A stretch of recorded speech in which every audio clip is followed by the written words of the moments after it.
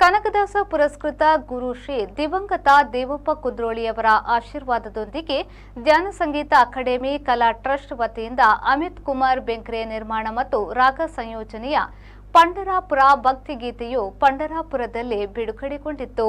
ಈ ಭಕ್ತಿಗೀತೆಯಲ್ಲಿ ತಬಲಾದಲ್ಲಿ ರಾಜೇಶ್ ಭಾಗವತ್, ಕೀಬೋರ್ಡ್ನಲ್ಲಿ ಶಿನಯ್, ಕೊಳಲಿನಲ್ಲಿ ವರುಣ್ ರಾವ್, ತಾಳದಲ್ಲಿ ರಮನಾಥ್ ಕಿನಿ ಅವರು ಸಹಕರಿಸಿದ್ದು, ಪ್ರಖ್ಯಾತ ಸಂಗೀತ ನಿರ್ದೇಶಕರಾದ ಉಸ್ತಾದ್ ರಫೀಕ್ ಖಾನ್ ನಿರ್ದೇಶನದಲ್ಲಿ ಈ ಭಕ್ತಿಗೀತೆಯ ವಿಡಿಯೋ ಮೂಡಿಬಂದಿದೆ.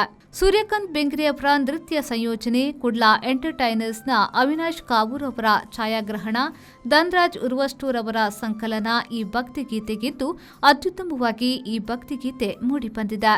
ಪಂಡರಾಪುರದಲ್ಲಿ ನಡೆದ ಭಕ್ತಿಗೀತೆ ಬಿಡುಗಡೆ ಸಮಾರಂಭದಲ್ಲಿ ಔರಂಗಾಬಾದ್ನ ಪ್ರಖ್ಯಾತ ಹಿಂದೂಸ್ತಾನಿ ಗಾಯಕರಾದ ವಿಶಾಲ್ ಮಹರ್ಗುಡಿ, ಪಂಡರಾಪುರ ವಿಠಲ ರುಕ್ಮಿಣಿ ದೇವಸ್ಥಾನದ ಟ್ರಸ್ಟಿ ಜ್ಞಾನೇಶ್ವರ್ ಮಹಾರಾಜ್ ಜಲಗಾಂವ್ಕರ್, ಗುರುಗಳಾದ ಮಹಾರಾಜ್ ದವಲಿಕರ್, ಪಂಡರಾಪುರ ಧ್ಯಾನ ಸಂಗೀತ ಅಕಾಡೆಮಿಯ ಸಂಗೀತ ಗುರುಗಳಾದ ಅಮಿತ್ ಕುಮಾರ್ ಬೆಂಗ್ರೆ, ಧ್ಯಾನ ಸಂಗೀತ ಅಕಾಡೆಮಿಯ ವಿದ್ಯಾರ್ಥಿ ಬಳಗದವರು ಪಾಲ್ಗೊಂಡಿದ್ದರು.